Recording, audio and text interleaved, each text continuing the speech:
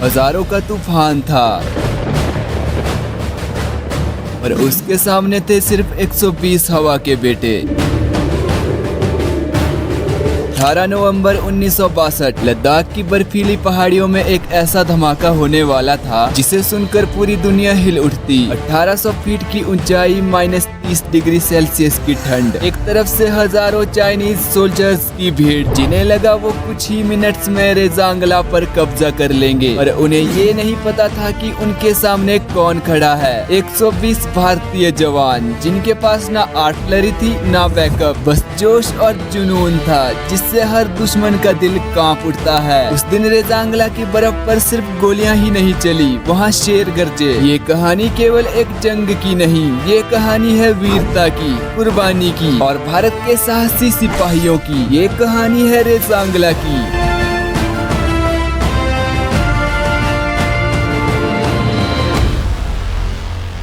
नमस्कार दोस्तों, मैं रिंकू चौहान आप सभी का फिर से स्वागत करता हूं अपनी एक और नई वीडियो में। तो आज मैं आप सभी को उस जगह ले जाने वाला हूं जहां मिट्टी भी वीर जवानों की धड़कनों से गर्म होती थी। ये बात है 1962 की, जब भारत और चीन के बीच जम्मू और कश्मीर के अक्साई चीन और नॉर्थ ईस्ट के नेफा यानी नॉर्थ ईस्ट फ्रंटियर एजेंसी को लेकर लंबे समय से विवाद चल रहा था। सालों से चल रहा ये विवाद एक भयंकर युद्ध में तब बदला जब चीन ने 20 अक्टूबर 1962 को भारत पर अचानक से हमला कर दिया। इस हमले के लिए भारत बिल्कुल भी तैयार नहीं था। नतीजा ये हुआ, 4 दिन के भीतर चीन ने भारत के कई इलाकों पर कब्जा कर लिया और चाइना का अगला टारगेट लद्दाख के ईस्ट में मौजूद चुशूल पर भी था, क्योंकि यहाँ भारत की एक एयर स्ट्रिप मौजूद थी जो युद्ध के दौरान सैनिकों और हथियारों की आवाजाही के लिए बेहद जरूरी थी। इसलिए भारत ने 24 अक्टूबर 1962 को 13 कुमाऊं रेजिमेंट की चार्ली कंपनी भेजी, जिसका नेतृत्व मेजर शैतान सिंह भाटी कर रहे थे। इसमें कुल 120 जवान थे, जिसमें से ज्यादातर सैनिक हरियाणा के अहिरवाल एरिया से बिलोंग करते थे। इनके लिए यहाँ की ठंड झेल पाना अपने आप में एक बहुत बड़ा चैलेंज था। वेपन्स की बात की जाए तो स्टैंडर्ड राइफल जैसे 303, जिसे हर बार फायर करने के बाद मैन्युअली रिलोड करना पड़ता था। साथ में कुछ लाइट मशीन गन्स, 2 और 3 इंच मोर्टार्स और बहुत कम गोला बारूद। वहीं दूसरी तरफ चीन के पास भारत से कई गुना एडवांस वेपन्स थे, मतलब जंग चीन के लिए बेहद आसान होने वाली थी। मेजर शैतान सिंह ने रेजांगला पहुंचते ही सेना की 3 टुकड़ी बनाई। प्लेटून 7 जिसमें 35 सैनिक नॉर्थ के फॉरवर्ड स्लोप पर नायब सूबेदार सूर्याराम की अगुवाई में तैनात की गई। प्लेटून 8 जिसमें 40 सैनिक सदर्न एरिया नायब सूबेदार हरिराम के नेतृत्व में मोर्चा संभाले थी, और 40 सैनिकों वाली प्लेटून 9 प्लेटून 7 के साउथ वेस्ट में कैप्टन रामचंद्र यादव के नेतृत्व में तैनात की गई। इन तीनों प्लेटून को लीड करने के लिए एक सेंट्रल कमांड पोस्ट बनाई गई, जहां खुद मेजर शैतान सिंह तैनात थे। इस कमांड के ठीक 150 यार्ड पीछे एक मोर्टार टीम को तैनात किया, जिसे नायक राम लीड कर रहे थे। इंडो चाइना वार कई हफ्तों से जारी थी, लेकिन रेजांगला में अभी तक कोई भी हलचल नहीं थी। दूसरे मोर्चों से आ रही हर एक खबर को सैनिक ऑल इंडिया रेडियो पर सुनते थे। मेजर शैतान सिंह हर रोज तीनों प्लेटून का दौरा करते और होने वाली जंग के लिए सैनिकों में जोश बनाए रखते। वो कहते, सैनिकों ध्यान से सुनो, ये पहाड़ हमारी दीवार है और हम इस दीवार के चौकीदार। दुश्मन कभी भी आ सकता है, लेकिन याद रखना हमें पीछे नहीं हटना, चाहे आसमान टूट पड़े। रेजांगला कल भी हमारा था, आज भी हमारा है और आगे भी हमारा ही रहेगा। 18 नवंबर से एक रात पहले मेजर शैतान सिंह पूरी पोस्ट का चक्कर लगा रहे थे और सोल्जर्स को देखकर कहते, कल सुबह कुछ बड़ा होने वाला है, तैयार रहना और याद रखना हम पीछे नहीं हटेंगे। कुछ जवान अपने घर की फोटो संभल कर देख रहे थे और कुछ सिर्फ दूर अंधेरी पहाड़ियों को देखकर सोच रहे थे कल हम जिंदा भी होंगे या नहीं। पर सबके चेहरे पर एक ही भाव था, जो भी होगा पर रेजांगला को गिरने नहीं देंगे। ये रात शांत जरूर थी, पर इसमें एक ऐसी खामोशी थी जो आमतौर पर तब होती है जब एक बड़ा तूफान आने वाला हो।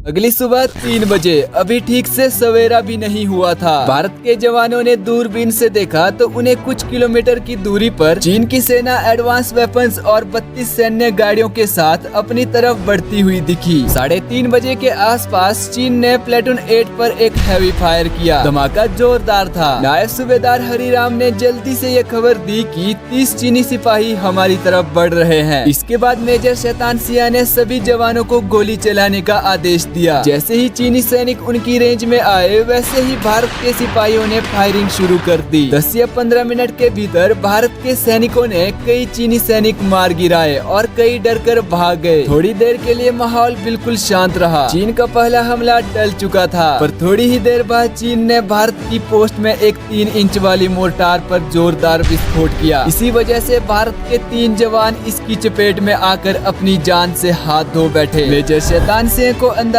हो गया कि भारी मात्रा में चीनी सैनिक एडवांस वेपन्स के साथ हमारी तरफ आ रहे हैं। उन्होंने तुरंत अपने सीनियर ऑफिसर को रेडियो मैसेज भेजा और कहा, चीनी सेना ने हमला कर दिया है, हमें तुरंत बैकअप की जरूरत है। दूसरी तरफ से मैसेज आया कि हम इस समय आपकी कोई भी हेल्प नहीं कर सकते, बेहतर होगा कि पीछे हट जाओ और अपनी जान बचाओ। लेकिन मेजर शैतान सिंह एक ऐसा योद्धा था जिसे रणभूमि में पीठ दिखाना मंजूर नहीं। उन्होंने सभी जवानों को एक जगह इकट्ठा किया और कहा, हम सिर्फ 120 है और दुश्मन हजारों में, हमें पीछे से कोई भी मदद नहीं मिलने वाली और लड़ाई के लिए गोला बारूद कम भी पड़ सकता है, इसलिए जिसे अपनी जान प्यारी है वो पीछे हट सकता है, लेकिन मैं यहाँ आखिरी सांस तक लड़ूंगा। कमांडर की इस बात को सुनते ही सभी जवानों ने जोर से कहा, हम मर जाएंगे लेकिन रेजांगला को गिरने नहीं देंगे। इसके बाद उन्होंने चाइनीज सोल्जर्स से लड़ने के लिए स्ट्रेटर्जी बनाई। गोली तब चलाई जाएगी जब उससे किसी चाइनीज सैनिक का मरना तय हो, और जैसे ही कोई चाइनीज सैनिक मारा जाए तुरंत उसके हथियार छीनो ताकि गोला बारूद की कमी ना हो। वहाँ चीन को लग रहा था कि हम बड़े ही आसानी से यहाँ कब्जा कर लेंगे। सुबह के 4 बजे चाइनीज सोल्जर प्लेटून 7 पर हमला करते हैं। पिछली बार की तरह जैसे ही वो भारतीय सैनिकों की रेंज में आए, वैसे ही उन पर ताबड़तोड़ फायरिंग शुरू कर दी। बहुत से चीनी सैनिक फिर मारे गए और कई उल्टे पांव वापस भाग गए। भारत की इस दूसरी जीत से सभी सैनिक खुश थे, लेकिन मेजर शैतान सिंह समझ गया था कि दुश्मन क्या प्लान करने वाला है। वो सभी सिपाहियों से कहते, युद्ध अभी खत्म नहीं हुआ, वो फिर आएंगे। अनुमान सही साबित हुआ। करीब 5 बजे प्लेटून 7 पर 400 और प्लेटून 8 पर 800 चीनी सैनिक आते हुए दिखे। ज्यादा चीनी सैनिक बढ़ते हुए देखकर कमांडर ने लाइट मशीन गन्स, मोर्टार्स और ग्रेनेड से वार करने का आदेश दिया। एक बार फिर भारत के वीर जवान चीनी सैनिकों पर भारी पड़े और चीन का ये लगातार तीसरा हमला नाकामयाब रहा। चीन के लगभग सैकड़ों सिपाही मारे जा चुके थे और भारत के 10 या 12। अगले हमले को रोकने के लिए भारत के पास बेहद कम गोला बारूद बचा था। चीन की सेना एक बार फिर इकट्ठा हुई। उन्होंने इस बार चोटी का सहारा लेते हुए मोर्टार फायरिंग शुरू की, साथ में आरसीएल बॉम्ब फेंकना शुरू किया। चीन को फायदा तब मिला जब वहाँ हल्का हल्का सवेरा होने लगा। इसकी वजह से भारत के जवानों की पोजीशन साफ दिखाई दे रही थी। प्लेटून 7 और प्लेटून 8 के काफी सैनिक लड़ते लड़ते शहीद हो गए और कई बुरे तरीके से घायल हुए। मोर्टार पोस्ट भी लगभग खत्म थी। इसके बाद भी जवान नहीं रुके। मेजर शैतान सिंह कहते हैं, the last man and the last round, यानी आखिरी आदमी अपनी आखिरी गोली तक युद्ध लड़ेगा। प्लेटून 9 के सैनिकों को प्लेटून 7 पर तैनात किया। मेजर शैतान सिंह खुद एलएमजी पोस्ट पर खड़े हो गए। दोनों तरफ से फायरिंग लगातार हो रही थी। इसके साथ साथ भारत के सैनिकों की गोलियां भी कम हो रही थी, इसलिए भारतीय सैनिक चीनी सैनिकों को अपने पास आने देते और उनसे हैंड टू हैंड फाइट करते। लेकिन चाइनीज सोल्जर्स के जैकेट इतने मोटे थे कि उन्हें खास ज्यादा फर्क नहीं पड़ता। लेकिन नायक राम सिंह और उनके बड़े भाई गुलाब सिंह दोनों पहले पहलवानी करते थे। उन्होंने कई चीनी सैनिक को शारीरिक बल से पछाड़ दिया था। मेजर शैतान सिंह भी डटे हुए थे। बीच बीच में वो सैनिकों के पास जाते और उनका जोश बढ़ाते। इसी बीच उन्हें हाथ में गोली लग गई और एक चाइनीज स्प्लिंटर उनके कंधे पर जा लगता है। उन्होंने तब भी हार नहीं मानी और पट्टी कराने के बाद फिर वापस आए। हाथ ज्यादा डैमेज होने की वजह से उन्होंने मशीन गन को रस्सी के सहारे पैरों में बांध लिया। चीनी सैनिक भी दंग रह गए कि ये सैनिक देश के लिए किस हद तक जा सकता है। उनको ये पता चल गया था कि जब तक मेजर शैतान सिंह जिंदा है तब तक हमारा यहाँ कब्जा करना मुश्किल है। चीनी सैनिक मिलकर मेजर शैतान सिंह पर निशाना बनाने लगे। थोड़ी ही देर बाद दुश्मन का एक बर्स्ट मेजर शैतान सिंह के पेट में जा लगता है। इसे देखकर हर फूल सिंह का खून खौल उठा। उसने उस चीनी सैनिक को मारा जिसने मेजर मेजर शैतान सिंह पर बर्स्ट फायर किया था, लेकिन इस हमले में खुद हरफूल सिंह को भी गोली लग गई। उन्होंने प्राण त्यागने से पहले चिल्लाते हुए कैप्टन रामचंद्र से कहा, किसी भी कीमत पर मेजर साहब को दुश्मनों के हाथों मत लगने देना। बर्स्ट लगने की वजह से मेजर शैतान सिंह के पेट से बहुत खून बह रहा था। उन्होंने कैप्टन रामचंद्र से कहा, मेरे पेट में बहुत दर्द हो रहा है, तुम मेरी बैलेट खोल दो। लेकिन जब बैलेट खोलने के लिए कैप्टन रामचंद्र ने उनकी वर्दी में हाथ डाला तो उन्हें महसूस हुआ मेजर शैतान सिंह की आंतें बाहर निकल गई है, इसलिए उन्होंने बैलेट नहीं खोली। चीनी सेना हावी होती जा रही थी। कैप्टन रामचंद्र सबसे पहले सभी सेंसिटिव डॉक्यूमेंट्स जला देते हैं और अपने साथियों की मदद से मेजर शैतान सिंह को पीठ में बिठाकर दुश्मनों से 800 मीटर दूर ले गए। हालत खराब होने की वजह से वो बार बार बेहोश हो रहे थे, पर तब भी उन्होंने हार नहीं मानी। अपनी लाइट मशीन गन से निशाना लगाने के लिए उन्होंने पोजीशन ले ली और फायर करते रहे। उन्होंने कैप्टन रामचंद्र से कहा, फौरन अपनी पोस्ट पर लौट जाओ और अपने साथियों को बंदी होने से बचाओ। हो सके तो बटालियन हेडक्वार्टर जाके सीईओ साहब से बताना कि हमारी कंपनी ने ये युद्ध किस बहादुरी से लड़ा। बस इतना कहते ही सुबह के 8:15 पर मेजर शैतान सिंह आखिरी सांस तक लड़ते हुए शहीद हो गए। अब तक मेजर शैतान सिंह समेत 114 भारतीय सैनिक अपने प्राणों की आहुति दे चुके थे। कैप्टन रामचंद्र समेत 6 जवानों को चीनी सैनिक बंदी बनाकर ले गए, लेकिन अगली सुबह निहाल सिंह वहां से कैसे न कैसे करके भाग जाता है और एक डॉग के सहारे वो भारतीय बटालियन हेडक्वार्टर पहुंच जाता है। रामचंद्र और उसके 3 सैनिक भी वहां से भागने में सफल रहते हैं, लेकिन एक जवान की चाइना के प्रिजन में ही मौत हो जाती है। इस तरह से रेजांगला का वॉर खत्म हुआ और चीन इस युद्ध को जीत कर भी हार गया। ना वो दोबारा रेजांगला आए, ना ही उन्होंने चुशुल पॉइंट कैप्चर किया। इसकी सबसे बड़ी वजह रही भारत के वो 120 जवान, जिन्होंने लगभग 1300 चीनी सिपाहियों को मार गिराया था